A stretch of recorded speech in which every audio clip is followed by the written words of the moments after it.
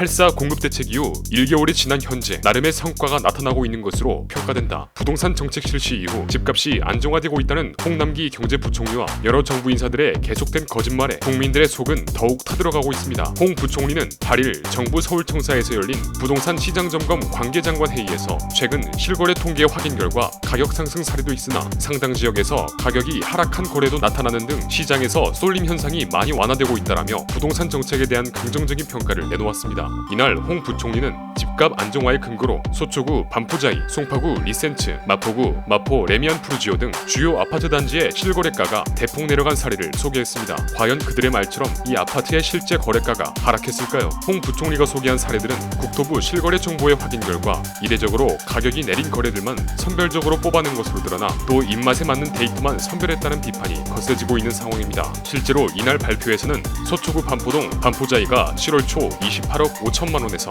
8월 중 24억 4천만 원으로 내렸다고 소개했습니다. 얼핏 보면 한 달 사이에 시세가 4억 원 이상 내린 것으로 보입니다. 그러나 공인중개업소에 따르면 홍 부총리가 제시한 반포자이 24억 4천만 원 매물은 법인이 내놓은 급매물로 급하게 처분해야 해서 가격을 낮춘 것으로 밝혀졌습니다. 사실 이미 반포자이는 지난 8월 17일 전용 85제곱미터가 7월 거래보다 6천만 원 오른 28억 원에 거래되며 신고가를 갈아치웠으며 같은 단지 내 비슷한 크기 17층 매물은 지난달 17일 28억 원에 계약되기도 했습니다. 또한 송파구 리센츠는 8월 8억 9,500만 원으로 7월 거래 때보다 2억 원 이상 내렸다고 소개했지만 홍 부총리가 소개한 사례와 같은 날 계약된 같은 크기 매물은 10억 7천만 원이었습니다. 부동산 가격의 폭등, 5년 만에 무려 410조 원이 넘어가는 빚, 경제가 처참히 무너지고 있는 가운데 문재인 정부는 언제까지 입맛에 맞는 통계만을 인용하여 국민들을 우롱할까요? 그들은 아직도 국민들의 행복과 안전은 안중에 없는 것 같습니다. 어떤 식으로든 정책의 성과를 홍보하고 과오를 덮기 위해 입맛에 맞는 통계만 선택해서 발표하고 있는 모습만 보여주고 있을 뿐입니다. 가을 이사철을 앞두고 서울과 수도권에서의 전세난과 집값 상승세는 더 심해질 것입니다.